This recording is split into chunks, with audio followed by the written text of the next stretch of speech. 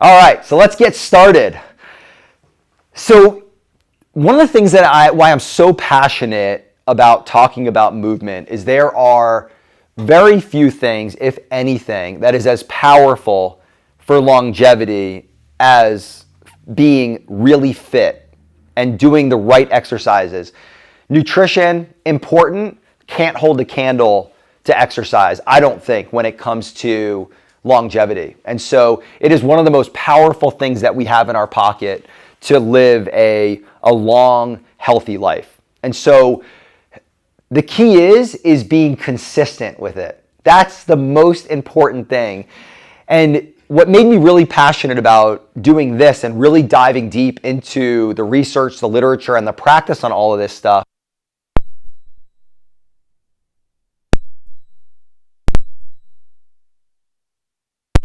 and I thought I had it all figured out. I was exercising regularly. I thought that exercising and getting super, super strong was the best way to bulletproof my body and to be healthy. And I was obsessed with it. I would do all different types of workout, everything from CrossFit to gymnastics to sprinting to biking and everything in between. I was a junkie for it. And then I was in Singapore. I was about 30 years old, and I was doing a heavy kettlebell workout. And I remember it was on the downswing with a 70-pound kettlebell, and I felt a pop in my low back. Immediately felt very weak and uncomfortable, but I was about a quarter of the way through my workout, so I wasn't gonna stop, right? I mean, come on. So I just kept going and I pushed through it. And then later that day, it started to get really tight on me. I went to bed that night, woke up in the morning, couldn't move. I was in excruciating pain, could barely even bend over to put my socks on. It was excruciating. I went from lifting 400 pounds to, I couldn't even move one of these chairs. I couldn't pick up even one of those plastic chairs that weigh close to nothing. I couldn't do. Every step was painful. Throughout the night while I was trying to sleep, it was painful. I was still adjusting patients, but I had to hold on to the table with one hand to bend over and then use the counter to pull myself up. In between patients, I would be in my office draped over a stool to try to get some traction in there. I was seeing my chiropractor at that time regularly. It would provide some temporary relief, and then it would just keep coming back. And one of the things that made me so passionate about movement, but also about chiropractic, was even though I was getting adjusted, it wasn't helping at that moment. But then I was speaking to a mentor of mine who's a chiropractor, and he was getting ready to come out and visit Singapore. And I was telling him about the experience. I go, I'm absolutely miserable. I can't take this anymore. I'm in so much pain. And so he said, go get new x-rays. We're going to sit down. We're going to analyze everything and figure out what to do to get you over this hump and get you moving forward. And when he analyzed me and analyzed the x-rays, he found that there were a couple of areas. He's like, are they focusing on this area and this area? And the chiropractor that I was seeing was amazing, but just had a little bit of a different approach and was focusing on a couple of different areas, very close to the areas. It was this far apart. And we all worked together on it. I started getting adjusted, focusing on those different areas, and it changed my life. I healed. I did great from that. And it really reinforced me two things. Number one, I need to get really specific at chiropractic, and I can't be a generalist. I got to be very specific. And number two, I have to learn how to move better so I don't break my tissues down, because what happens is when we are on our fitness journey, a lot of us are here, we keep going, and then there's a point where there's a steep drop off where our body just hits a breaking point. It happens with aging too, where aging is we just think I'm plugging along, nothing's gonna stop me, I'm just gonna keep going. And then all of a sudden, boom, there's a steep drop off. We're good until we're not. And so we're gonna go through today, what are the 5 key areas that we all need to focus on if we want to maximize our health and our longevity and our performance in the process. And if we're consistent with it, we're gonna get the results that we're looking for. I'm really bad about doing PowerPoint, so I probably covered a few slides already that I'll be able to skip over. So what does it mean to age well? Anybody have any ideas? It's not something that we think about a lot. A lot of the times we think about, what does it mean to age poorly? We look at our parents, our grandparents, or we look around us and we're like, I don't want to end up like that, or I don't want to end up like that. But we never really define for ourselves, what does good aging look like? We just want to be like, I don't want to be hunchback when I'm older, or I want to have a good quality of life. But what does that even mean? So a lot of the information I'm going to be covering today came from a few different sources, but a big source is this doctor by the name of Dr. Peter Attia, who specializes in longevity. He's got a great book called Outlive. And one of the things that he came up with is this idea of the Centenarian Olympics. So basically what that is like, decathletes. The decathlon is in the Olympics, and it's 10 different events. So these are people that are not the best. Like at any one of those events, a specialist would beat them. But they're the best athletes in the world because they are great at all 10 of these events. So he talks about the Centenarian Olympics and what's your decathlon. So when you're 100 years old, what do you want to be able to do when you're 100 years old? So maybe it's, I'd like to be able to travel when I'm 100. But what do you need to do to be able to travel comfortably? One of the things you need to be able to do is to take a 20-pound piece of luggage and put it in an overhead bin. Unless you want somebody else doing it for you, but you should be able to do that yourself. So everybody here can lift a 20-pound piece of luggage over your head. But are you on track to do that when you're 100? So you have to be able to do 50, 60, 70 pounds now, so that way when you're 100, you'll be able to do 20. Or maybe it's carry around groceries. You decide you want to go visit a town in Italy, and you have to go to a 4-story walk up. Are you going to be able to, when you're 100, are you going to be able to get up those stairs? Everybody now can walk up 4 flights of stairs, but when you're 100, can you do that when there is that decline? Your starting point here is not where you end up if you're consistent. I was just talking to somebody about that today. If you're here now, a lot of people say, I just need to maintain this. No, you can't, because no matter how hard you work, when you get to a certain age, there is this natural decline. So you can't start here and expect to maintain this until you're 100. You have to start here, so that way, as you get this slow decline, you're here when you're 100. Because no matter how hard you work, you lose muscle mass. You don't see any 100-year-olds with giant muscles, even if they had them when they were younger, even if they stay consistent with working out, because there is a bit of that natural decline. So I encourage everybody here to define, what does aging well mean to you? And we want to reverse engineer that, because just because you can do it now doesn't mean you'll be able to do it then. Does that make sense?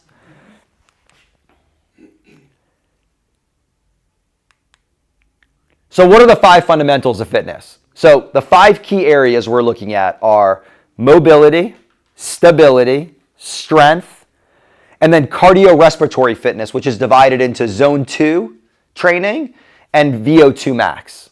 And we're going to cover each one of those in depth, so you don't need to memorize each one of them. So these are the 5 things that we're going to be looking at. So let's talk a little bit about the importance of muscle first. So muscle and VO2 max may be the most important factor correlated with living longer. They did a 10-year observational study of 4,500 subjects, ages 50 and older, and found that those with low muscle mass were at a 40 to 50% greater risk of mortality than controls over the study, over the duration of the study. Now, we're going to talk about some more research here that's even more startling, but this is 40 to 50% greater risk of mortality, so dying of anything. So subjects with low muscle strength were at double the risk of death. So low muscle strength, double the risk of death, while those with low muscle mass and or low muscle strength plus metabolic syndrome. So metabolic syndrome is high cholesterol, high blood pressure, high glucose, and belly fat. So if you had metabolic syndrome plus low muscle mass or muscle strength, you're at a 3 to 3.33 times greater risk of all-cause mortality. So this is 300% to 333%.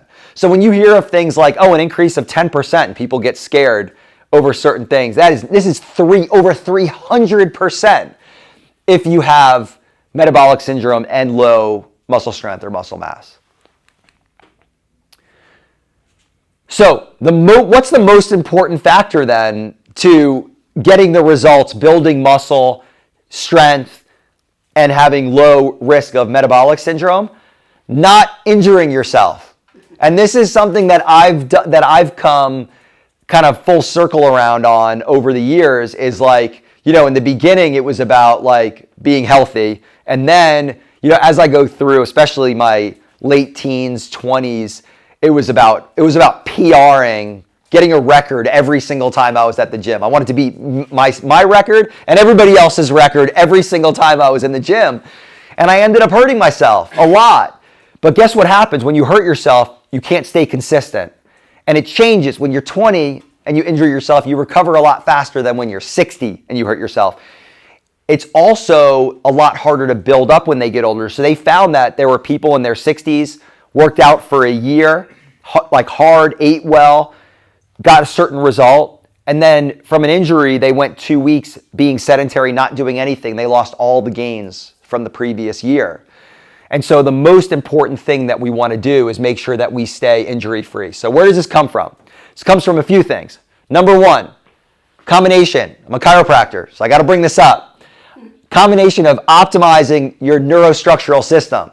So I talk to people about this that like to run, and it's like I had a new patient today who I was working with, and they're like, when we look at their posture, they were like this, and they like to work out, but their body was like that.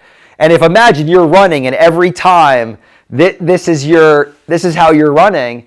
If you're not balanced, you're going to put a tremendous amount of wear and tear on your body. Same thing, we have people that have their shoulder or their thoracic spine and cervical spine are like this, but they're overhead pressing, but they can't.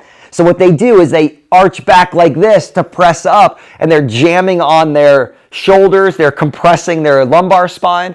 And so neurostructural balance, great corrective chiropractic care, awesome, number one. Number two, progressive overload. So progressive overload means starting at a weight that you can handle and then increasing that slowly over time. Not going in for failure, maximum deadlift, max press each time that you go in, but having a smart way to progressively overload over time. And I'm not immune to this. We all want quick results when we work out. But we forget that some of us have 70 years of working out ahead of us. Some of us have 30 or 40 years ahead of us. But we all want to get results in like 2 or 3 months. But if you think about those of you that are here that maybe aren't at the level of fitness that you wanted. Let's say I told you, hey, it's going to take 2 years or 3 years to get to the level where you feel like you're really fit. The first thing is like, everyone that I talk to is like, oh God, that's so long.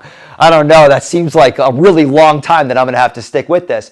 But think about where you were 3 years ago. Like if you were sitting here 3 years ago and I said that, you would be transformed today, which is 3 years later. And 3 years is nothing. Those of you with kids, I mean, how fast does 3 years goes by? It goes by like a blink of an eye.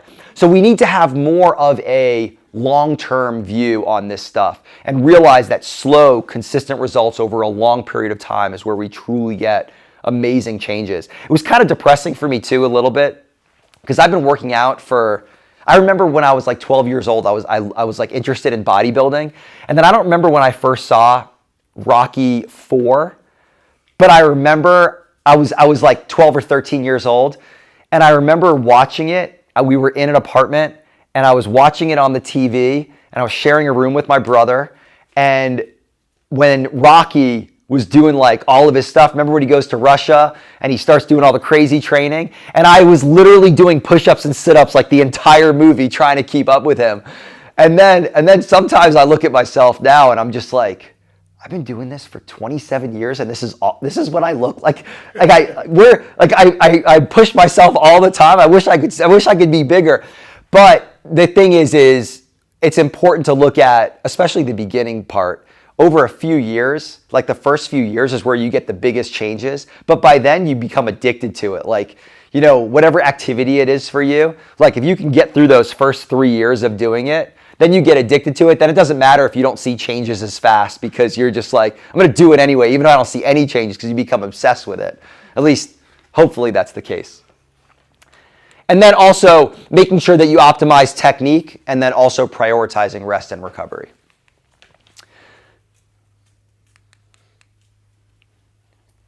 So when we talk about, and I'll keep this short here, but when we talk about how chiropractic care fits into this whole fitness journey and optimizing your fitness long term, it improves your body's ability to adapt. We're constantly under the stress of gravity. And so when your body is able to adapt better, when your nervous system is more responsive, it decreases your risk of injury. You hear about all these older people who step off of a curb, they lose their balance, they fracture their hip. Less than a year later, they're dead. I mean, I apologize making it so grim, but that is what happens all the time. And so the better that we can adapt, the quicker that we can adapt, the healthier we're going to be. It adds to your HSA, not the HSA you're thinking about, your true health savings account, meaning the health that you're accumulating inside your body grows over time. It's additive, it's cumulative. The more that you do, even on days where I don't feel like, or weeks or months where I don't feel like I'm seeing any progress, I know that I'm adding into that account. I'm getting stronger, I'm getting healthier, I'm building more resilience. It increases your cumulative survival value. So there are things that in life that are destructive, that are unavoidable. Gravity is a destructive force on us. The pollution that's around us, some of the food that we have exposed to, the artificial light, the chemicals, all that stuff is destructive. And so we have to increase our cumulative survival value. So what are the things that we add that allow us to become always a step ahead of that destructive? We need to be stronger than gravity. And when we're stronger than gravity, then we're able to resist those compressive forces and we stay healthier longer. And so we always want to look at how we're adding to that. So chiropractic, powerful way to do that.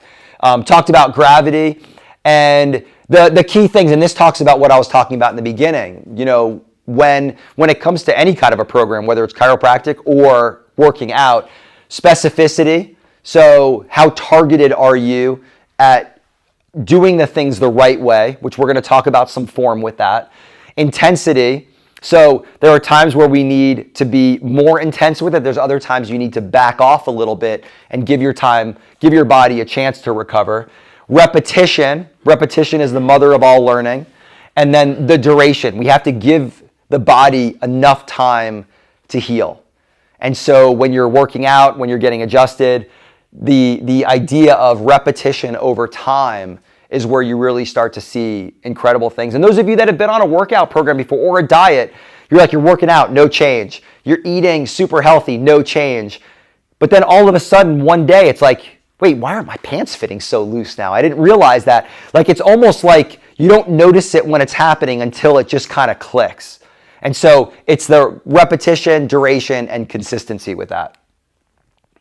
So let's talk about strength. So what is strength? What is being strong? It's the ability to generate force throughout the concentric, eccentric, and isometric phases. So you want to be strong in all of those phases. So concentric, think of concentric contraction. So that's the shortening of the muscle. And then the eccentric is the elongating of the muscle. So that's the lengthening phase of lifting. And isometric is holding in one position. There's not shortening or lengthening. It's maintaining a consistent position. And all of those things are very important. We want to be able to move things in that concentric. We also want the strength to decelerate or have that eccentric control. And then if we need to hold ourselves in a position, we want to be able to have that isometric strength to be able to do that as well. So when you're lifting, what I see a lot of people do is if they're doing curls, it's like here, and then they let it drop here, and then drop. Or step ups, we see that a lot where it's like step up and then kind of drop down, and step up and then drop down. Or a squat, it's like dropping down and then coming back up. But we really, most of us are pretty good at controlling the concentric. We really want to get good at controlling the eccentric, that's the one that burns. That's the one where you feel that significant burn in the muscle. A lot of the times that's the eccentric, but that's where a lot of the magic happens. It's interesting. what builds the muscle, and if you're a female, some females are worried about like getting too bulky. Don't worry about it. You're not going to get bulky. Even if you could, the amount of work and how many years, you'll figure it out by then. You're not going to get bulky in a year or two of lifting weights. And so the eccentric is really where you build that muscle density and that muscle growth. You get that hypertrophy. So there are certain professions or sports where they want to get real strong, but they don't want to build muscle. So a lot of them, they'll only do concentric lifting. And they let go on the eccentric because they're trying to build density within their nervous system and the muscle, but without increasing any of the muscle size. But the main one for that, actually, some fighters will do that. And also the big one for that are horse jockeys. Insanely strong, but they don't want to put on an ounce more of muscle than they have to maintain their strength for the sport that they're doing. So here's where I would start if we're talking about how to progress without injuring ourselves. I see a lot of people. It was torture for me the other day. I was because I don't feel like I should walk up to every single person in the gym. That I wouldn't get a workout in if I did that. But like I saw somebody in the gym the other day doing squats, and he was doing it with a lot of weight, wearing a weight belt, and I mean, his form, I was like getting ready to catch him if he collapsed on the ground. It was so bad.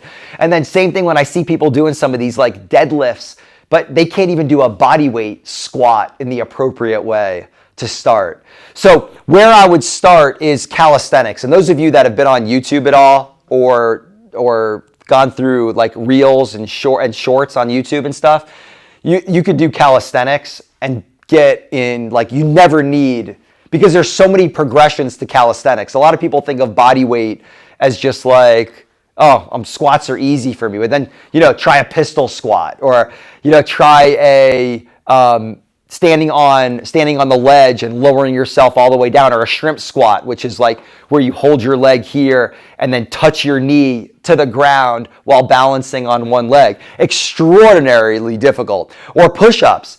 Progression for push-ups is push-ups on an elevated surface, then push-ups on a slightly elevated surface, then push-ups flat on the ground. Then you could do deficit push-ups where your hands are raised so you go deeper stretch. Then you can do archer push-ups where one arm is out and you're using this and you're doing here. Then eventually you can go to where you're doing just single arm push-ups. So you can do calisthenics, never lift up a weight, and become extraordinarily strong and build a tremendous amount of muscle and density. But once you've mastered the basics, you don't need to do a one-arm push-up to be able to go to the gym and lift weights. But you want to at least master the basics. So you want to be able to do at least a horizontal push, a horizontal pull, a squat, a lunge, and a deadlift without any weight, like using like a PVC pipe. And that's it. You want to be able to at least master those before you start moving around any weight. Then next phase will be moving to machines. Why machines? Because machines don't require a ton of coordination. They put you in the position that you should be in, as long as the seat and everything is the right height. But you can use machines very, very safely. Like doing a bent over barbell row where you need to really engage your hips, keep a stable core, figure out like how to pull but keeping everything tight is not an easy thing to do. But if you're on a machine where your chest is supported and everything is supported and you're just working on what it feels like to pull and squeeze your elbows back and squeeze your scapula together, it's a safe way to progress with strength training. Then you want to go into doing some weightlifting. So that would be things like squats, lunges, deadlifts, pushes, presses with free weights. And then the next phase would be doing some strongman stuff. And you could actually move some of this strongman stuff here. I'm not talking about crazy like carrying cars on your backs like some of these guys do, but some of the strongman principles are incredibly powerful that train us for regular daily life. One of the exercises is weighted carries. Like take 2 dumbbells in your hands and walk as far as you can with them. It requires core stability, it requires grip strength, it requires endurance, and you can increase that weight slowly over time. That's an amazing exercise. Another one are, again, you have to learn how to do these movements, but one of my favorite things now that I've been doing are sandbags.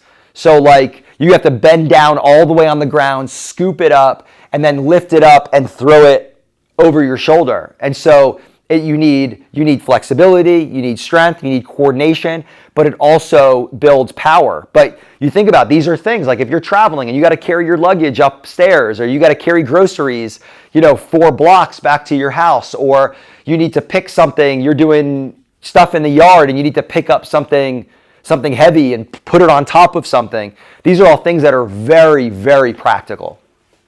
And then the last thing would be more of like a really dynamic movement, like kettlebell snatches or even dumbbell snatches, where you're here and you're exploding with the weight overhead and then being able to catch it in a really strong, stable position. We want to be careful about stressing our tissues too much before we've mastered the basics and we conditioned ourselves.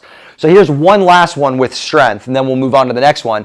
I just recorded a video, I don't know if any of you saw it, just the other day we posted it on pull-ups, on how to do proper pull-ups. So a lot of people, what they do is they get there and they do these, they swing back and forth and then yank themselves up and then drop back down and slam on their joints and then yank themselves up and slam on their joints. And they're like, I'm doing pull-ups. And those are really popular to do. You see them a lot in CrossFit. And I talked about in the video that they're not inherently bad.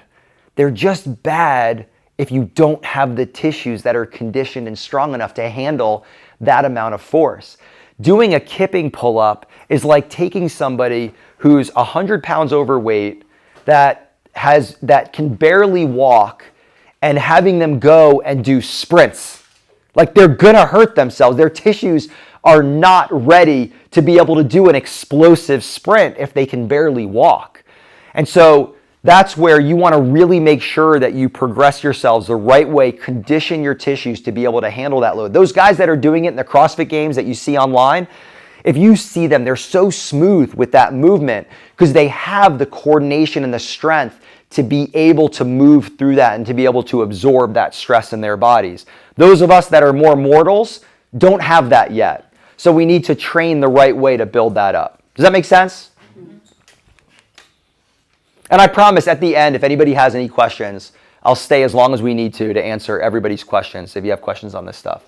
So the next one is stability. That's the ability to maintain balance and control over your movement. There's definitely overlap between strength, stability, and mobility. They kind of all go together. There's certain things that you require more strength and less stability, like a leg press machine. Your whole body is slammed back into the chair. It's this giant sled that's locked in place. It requires a ton of stress, not necessarily a whole lot of stability. There's other things that require a lot of stability and other ones that require more mobility. But things that you can do to increase your stability, which is something you need for strength overall if you want to progress, as well as being really mobile, is mastering the breath. And so a lot of people, they were taught in certain practices, and I don't want to pick on too many different practices here, but they're taught to like engage the core by drawing your belly button in. Has anyone ever heard that before? Engage the core by pulling your belly button into your spine. The reason why they say that is because you have this muscle that wraps around you internally called the transverse abdominis. And when that is engaged, it kind of sucks in. It brings that in. The problem is it's only one of your 20-something core muscles. So just drawing your belly button in and engaging your transverse abdominis is not enough to create stability. What you want to be able to do is to be able to create compression from the front, from the side, from the back, and then the bottom and the lid. So you want to create, think of it like a cylinder. Like if you have a bottle, let's say you have a bottle of, let's make it healthy, a bottle of sparkling water. And it's closed, and the top is really tight, and all the pressure is sealed in. I mean, you can squeeze that thing as hard as you can, and you're not budging it. You could stand on it. You're barely gonna budge it or dent it. But if you loosen the top, that same thing, you squeeze, and all the water comes out. There's no stability to the structure of that bottle if it's not sealed. And so our core is that same thing. So we need to be able to create stability and compression from the bottom, the top, and all around. But then what happens if that's one step, and most people can do that. They tighten down, okay, I got it. But then they go to move, and now they're breathing. And they're doing deadlifts, and the first one they keep it stable, but then and they're trying to breathe and keep, and they're creating all this shear by moving back and forth. And I'm exaggerating a little bit. Hopefully none of you are doing it like that. But even just here, even just a little bit, when you're squatting and at the bottom that tucks in, which most people wouldn't even notice, that butt wink, that tucks in. Every time you're doing that under load, you're creating shear. And guess what? You could probably do it 5,000 times, 100,000 times, but you're going to hit that 100,001 and your back's going to blow out on you. So we have to be able, when we're training, to maintain as much stability, especially with the breath, as possible. The feet are another one that's important. I could do an entire workshop. We could do at least an hour to 3 hours on just the feet. So I'm going to keep it really simple. Most of the shoes that people are wearing to work out in, or to wear in general, are destroying their feet, they're destroying their knees and their hips and all their stability. Why? Because one of the things that you need to maintain a stable base is wide toe splay. You have to be able to spread your toes. And that big toe creates a very important stabilizing structure for the arch of the foot, as well as translating that force all the way up through our body. If our big toe is smashed in because our shoes get narrow at the front, which almost all traditional shoes do, our toes go in, creates this valgus stress, also known as a hammer toe over time. And because of that, now we don't have that midline stability, so our arches collapse. And then our knees drop in, and then our hips dump. And then this is how we end up. And so making sure that we're wearing the right shoes to be able to spread our toes in to maintain that stability, as well as not wearing shoes that have that elevated heel, because that also translates our weight forward. If you're lifting and you don't have good ankle mobility, you can put a wedge underneath your heels or wear a weightlifting shoe that has a little bit of a heel lift into them.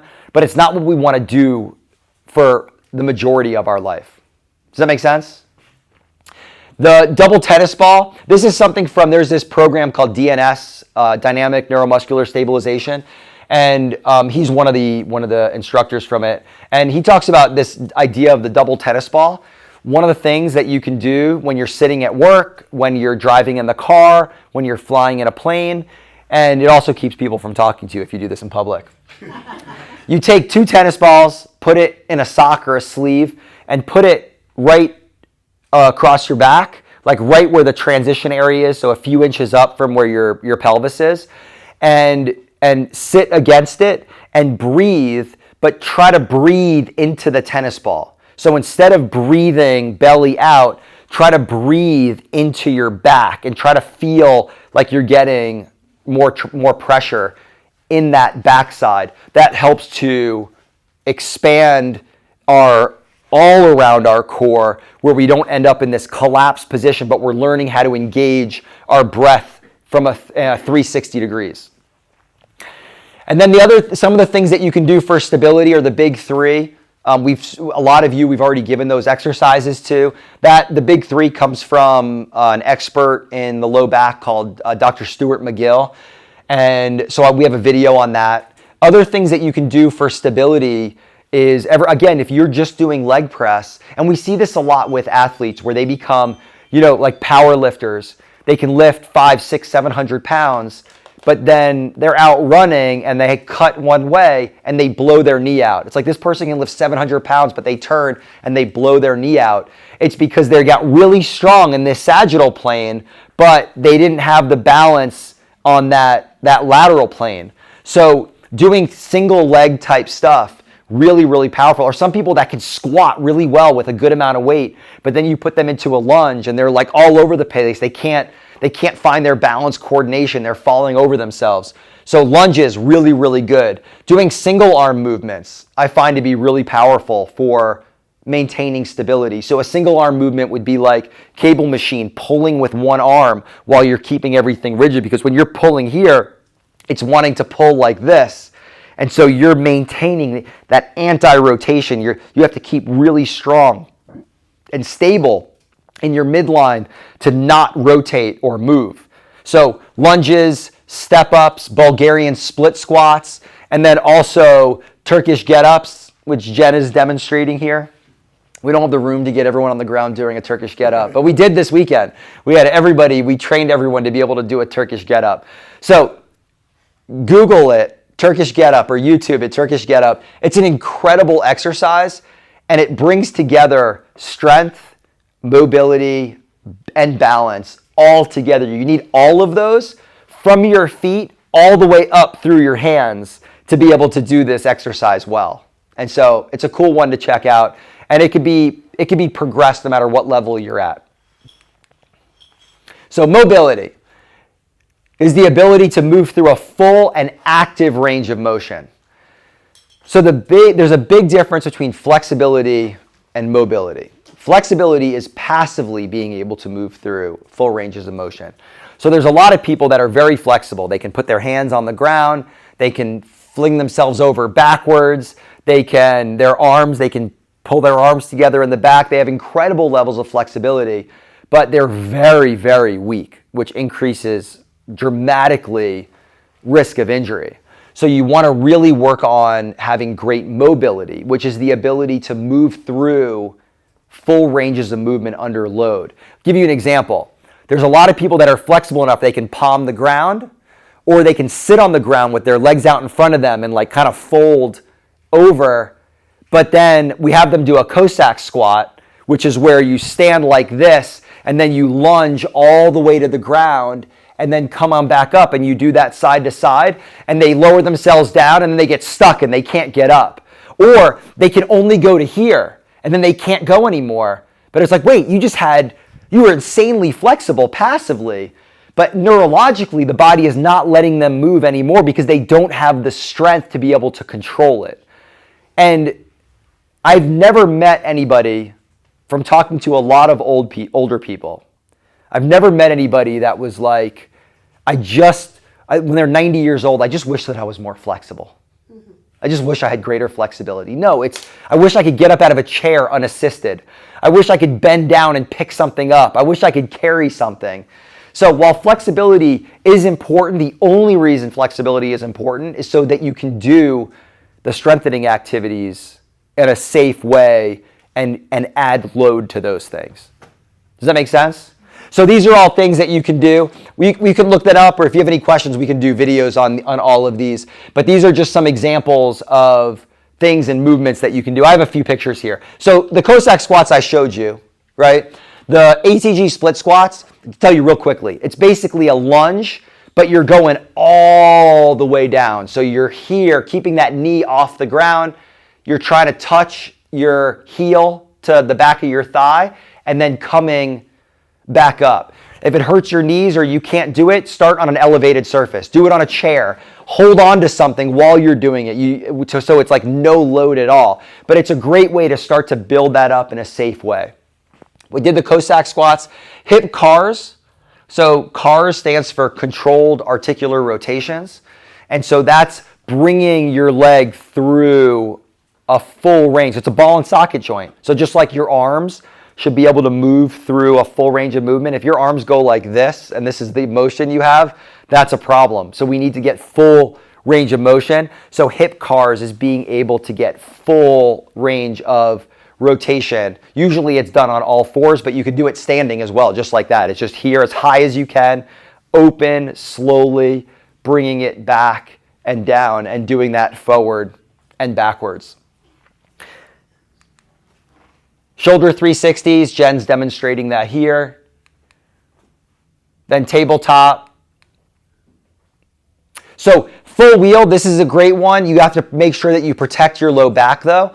But another one that I love to do for this opening up is laying on a bench, taking a weight, keeping your shoulders plugged in. So don't let that out because that can create some impingement. If there's any pain with any of these, don't do it. But with this one, plugging your shoulders in, taking the weight back and reaching all the way back, because so much of us, we spend so much of our time here and here, and everything is here. We rarely go up here. And then if we do go up here, a lot of the times we're so locked up that this is how we go up here. I see this all the time with patients where they're coming in like, yeah, my shoulder mobility's fine. And I'm like, all right, reach your arm overhead. And they're like, see, look, I can reach up. And I'm like, no, put your back against the wall. Don't move at all. Lift your arm up. And they're like, yeah, that's it. That's all I got. So this is really good to help to open up the shoulders. Thoracic rotations, another great one. A lot of people are missing thoracic extension. This previous one helps with thoracic extension. And then this one is really good for helping with thoracic rotation. That's where, look at some of these elite golfers, how they're able to keep their hips stable, but they have so much rotation in that thoracic spine. And then you see a lot of these like weekend warrior golfers with the big bellies out there. And then they're like this, and their swing is like this. They're just yanking their hips and their low back because they have no mobility in their shoulders or their thoracic spine. All right, last two categories. You guys ready? All right, cardiorespiratory fitness. So there's two pieces of this, Zone 2 as well as VO2 max. So with Zone 2, I'm going to make it really simple. I want you guys to understand what it is, but I'll make it very simple for you. So it's defined as the highest metabolic output or work that you can sustain while keeping your lactate level below 2 millimole per liter. And it improves mitochondrial health, glucose uptake, and metabolic flexibility. So it improves mitochondrial health. One of the big keys to energy, the mitochondria, is the powerhouse of the cell. And when you have more mitochondrial density, your body is more efficient. It's overall so much healthier. It's an incredible indicator for longevity and for health. Glucose uptake, so people that have issues like diabetes is one of the biggest chronic diseases now as we age, even in young people. And so it helps with glucose uptake and metabolic flexibility. So what does that mean? Most people feel like they need to, if they don't eat all the time, their blood sugar drops and they have low energy. Metabolic flexibility is the ability to utilize either glucose or fat as a fuel source. And so doing Zone 2 helps you to become more efficient because in Zone 2, you're burning glucose and you're burning fat. If you're working too hard, you're only burning glucose. And so this helps you to become more metabolically flexible. So this crazy thing in the thing about lactate levels below 2 millimole, I'm going to make it really simple so you don't need a lactate meter to be able to measure this while you're working out. But the ideal duration for Zone 2 training is 2 to 4 hours per week. However, just 2 30-minute sessions per week is enough to see incredible benefits. So what does Zone 2 look like? There's a couple ways of calculating it roughly. The best way is lactate, but for all of us normal people, one of the ways that you can do it is by heart rate. So it's basically just 180 minus your age is your Zone 2 heart rate. Got it? So that's pretty easy. The other thing is using the talk test. So the talk test, it goes like this. It's if Scott and I are out for a walk and we're able to talk like this, have an easy conversation, neither one of us is breathing that hard, that's Zone 1. We're barely working. Zone 2 is you're talking, but it's not easy. It's where after each sentence, you're having to breathe, and you're going to talk in a complete sentence, but it's going to be hard to. If you can't even finish a complete sentence, and you're trying to talk, and you can't get through, you're way out of Zone 2. Does that make sense? The third way of doing it, which is another rough indicator, is if you can breathe through your nose normally. If you have a deviated septum, this won't work for you. But if you can breathe normally through your nose, exercising at a pace where you can breathe through your nose, even if it's hard, it might be, but you're able to breathe through your nose, even if it's hard, that's a good indicator that you're around Zone 2. Does that make sense? So what are good things to do for Zone 2 exercise? because it's hard. You want to be able to maintain us at that level. For most of us, jogging is going to get us out of zone 2 after the first 5 or 10 minutes. And if we want to do 30 to 45 minutes, jogging outside is probably not the best thing to do for that. The two best things, the easiest things, exercise bike and treadmill. And because what you can do is you can measure your heart rate, ideally with a chest strap, or just going by your nose breathing, or if you're doing it with a friend. But you can do a bike and measure your heart rate, or your it's called RPE, your rate of perceived exertion. So you just kind of a rough guesstimate. And then a treadmill, walking flat might be a little too easy, so it might be an incline at like 3 miles an hour or something like that. Those are the two best ways to do it. If you're a seasoned swimmer, swimming might be a great way for you to do it as well. For me, I would be way out of zone 2 because I am not a regular swimmer. So a few minutes into swimming and I'm already hitting zone 2, zone 3, or zone 3, zone 4, zone 5, I'm huffing and puffing. So you want to stick to something that's very easy, at least in the beginning, to moderate and to measure. VO2 max. This is the hardest one to do, the most painful one to do, but it's also the one that you get to do the least amount. So suck it up for when you have to do it. So your VO2 max is the maximum rate of oxygen consumption. And so this and muscle are the greatest predictors for longevity in human beings. And so we want to be able to increase our VO2 max. The best way to do that is you only need to do 1 session per week. You could do 2, but even 1 a week is enough. And the way that it looks like is you want a good warm-up, and then it's 4 rounds of 3 to 8 minutes with a 1-to-1 work-to-rest ratio. So what does that mean? If you're doing 3 minutes, you rest 3 minutes. Then you do 3 minutes, and then you rest 3 minutes. And you do that for 4 rounds. If you're doing 8-minute rounds, you do it for 8 minutes, you rest 8 minutes, 8 minutes, rest 8 minutes, 8 minutes, rest 8 minutes, and then you're done. So if you're doing usually the one that they talk about with this is a 4x4. So 4 minutes on, 4 minutes off for 4 rounds. So that's 32 minutes total. You want a good warm up for that though. Now, how hard should you go if you're doing VO2 max? Basically, it's the maximum effort that you can sustain, for example, for those 4 minutes. So if you're dying in minute 1, you're working way too hard. If you're into the 3rd minute and you're still like, "Ooh, yeah, this isn't so bad," you're not working hard enough. So it should be where like by the end of the 4 minutes, by the end of the 6 minutes, you're like, I really can't do any more of this. Your heart rate is really high, and then you need that rest to be able to recover, drop back down, and then you hit it again. There is going to be some drop off with this, most likely over the 4 rounds. So your first round might be here, then 2nd round, then 3rd round, then 4th round. If you're looking at how much mileage or distance that you could cover with this. You want to do this in a safe way as well. I'd rather you start in the beginning by going too easy on this rather than going too hard and killing yourself. Please don't kill yourself.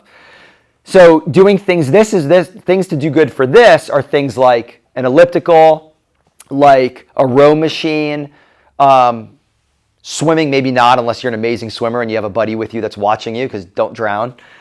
But this is something that once a week I started getting back to doing this again. It's really painful. You feel great afterwards though. But start slow with that one. But the VO2 max, very, very important.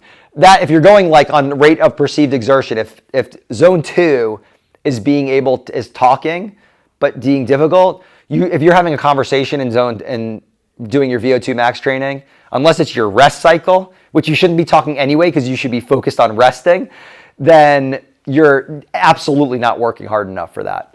So a couple of graphs that I wanted to show you here, and this you can find online, but they did studies to find the risk of death based on what your VO2 max was at a certain age. And so if you're 40 to 49, if your VO2 max is under 34, you're considered very, very poor. If it's greater than 49, you're in the top 2%.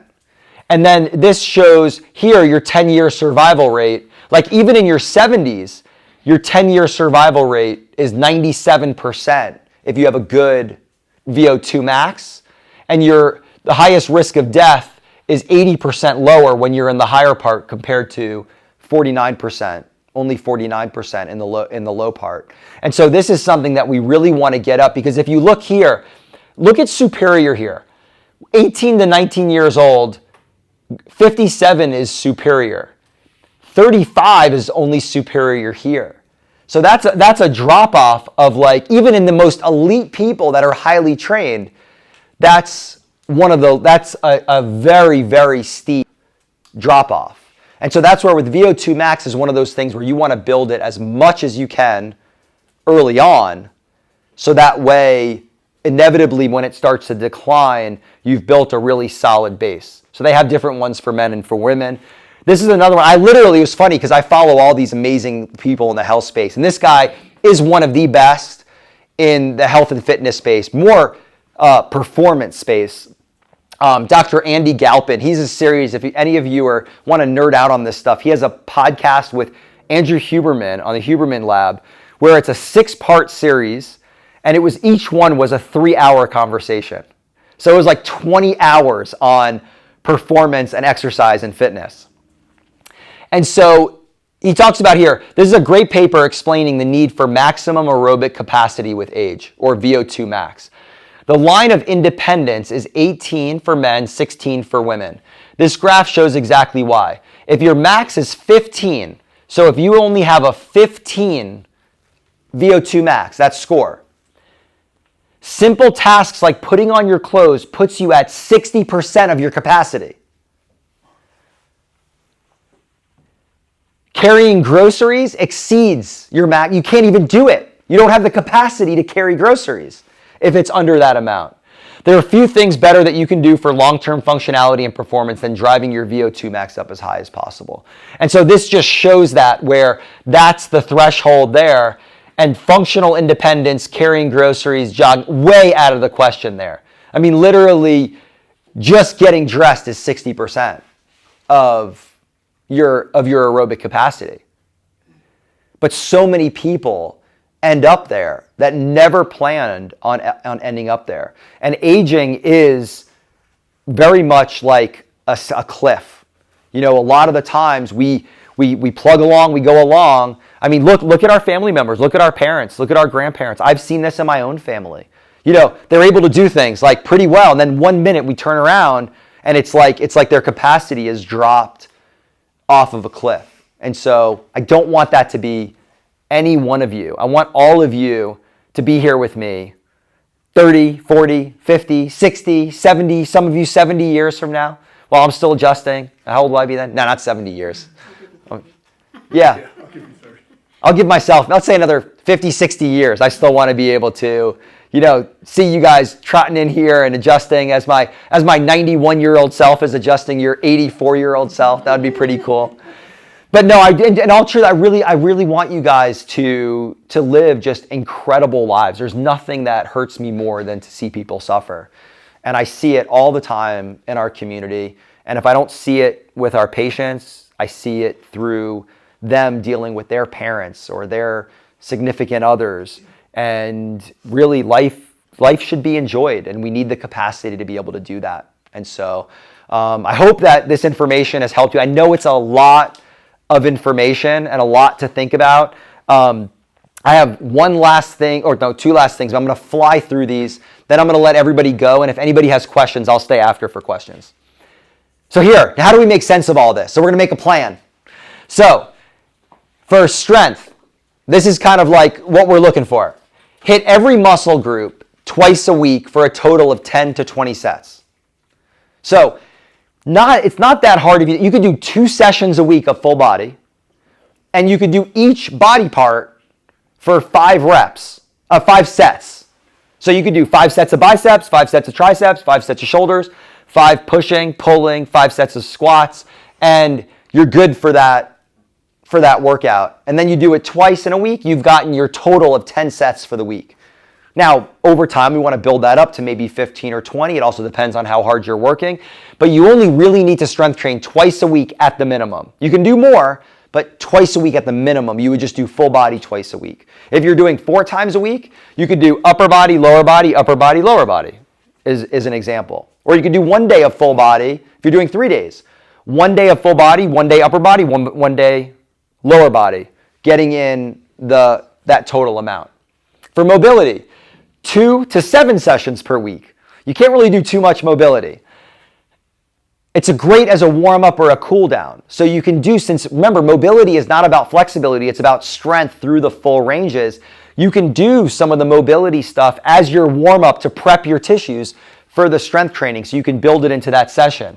Stability, also 2 to 7 sessions per week, but that's also going to be built into this. So it's not like you don't need 14 days a week to do those two. We're going to be stacking a lot of these together. Zone 2, a minimum, if you want to do the minimum, which is fantastic, 2 30-minute sessions. That's it. If you want to be an overachiever and you really want to see change, up to 4 one-hour sessions per week would be great. If you want something in the middle, like what's really going to be like the 80-20 rule, would be 4 45-minute sessions. Make sense? VO2 max, you only need to do 1 and not more than 2 sessions per week for VO2 max. One training day of VO2 max is enough. And then a bonus, don't start with this, but the one thing we didn't talk about was like real explosiveness. And sprinting is incredible. I noticed I used to sprint all the time, and then for whatever reason, I went like a year without doing any kind of sprints. And then I went out and did sprints, and I'm like, oh my God, I look like the old guy that I'm trying to not be. Like, I felt like my running, I was like a rusty gate trying to run. Like, I didn't have that fluidity. And so I started adding in a lot more sprint work again. But sprinting is something that at any age is really powerful. They even have in these Olympics for older people, they have 100, there's 100, I think like the 100 and over record for the 100-yard dash is like 40 something seconds. But it's being done. Like, you see them, they're doing it. And so this is a great one to do. So if we're looking at a training week, if we're training a week, and those of you that belong to gyms already, a lot of that's going to be built into your workouts already. But this is if you're looking at doing it on your own or adding stuff to it. So Monday would look at something like a strength, mobility, stability day, which can all be kind of done together. Tuesday, you would do zone 2, maybe do 10 minutes of mobility and a 30-minute zone 2 cardio session. Wednesday, just VO2 max. 10-minute warm-up, 32 minutes, 5-minute cool-down, about 45 minutes that you do for that one. Thursday, another strength day. Friday, another zone 2 cardio day. That might just be a 30-minute cardio session and you're done. Saturday, strength, mobility, and stability. And then Sunday might be a sprint day, or it might be another zone 2 day, or it might be a zone 1 day. You can work a day in of zone 1. Zone 1, I don't like rest days where you're sitting around doing nothing, but having a Sunday where you go out for like a slow long walk, or you go out for a hike where it's not that strenuous, but you're out moving in nature. You're playing some tennis or pickleball or something like that. If you don't have 6 days a week to do this though, you can stack these together. So you can do like zone 2 cardio, you could do on Tuesday, do a 30-minute zone 2 cardio and then finish with a VO2 max. I did that the other day because I didn't know when else I was going to get my VO2 max in.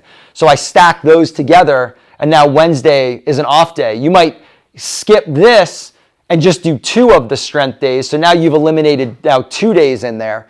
So there's ways that you can kind of stack these together where if you just you could do an hour 3 days a week and get all of this in, or you could do an average of 30 to 45 minutes every day and get all of that in.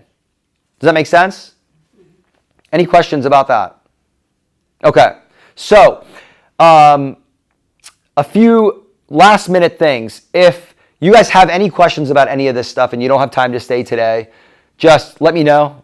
I'm more than happy to help. and answer any questions. I know that it was a lot of information. If there's anything else that you need any clarity on, but this, other than adjust patients, like this is my absolute favorite thing in the world to do. I love teaching. I love speaking. If any of you have any groups that you want me to speak to, I'll pay you to let me come speak. I love doing it. No, I'll come out for free and do any of these workshops for any of your groups. I absolutely love doing this. I love educating people. I love seeing people get healthier. And so anything that I can do and we can do, Jen and I, to support you guys and Luna. Luna, you've been great today. Let's give Luna a round of applause. Yay! Yay!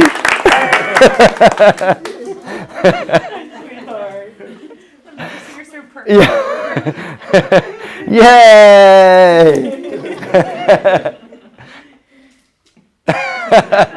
So thank you guys so much for being here today. And we're going to keep doing these. We already have our sleep one and our nutrition one recorded. Now we have this one. And we're going to be, probably next one will probably be a stress one. Anybody have any stress in their lives? No? No stress? Okay, good. So maybe we can skip the stress one. No, we're going to do a stress one, and then we'll just keep going with them. And we'd love for you to join. If you have any friends or family you'd like to bring, the more the merrier. We can pack people in the back and behind the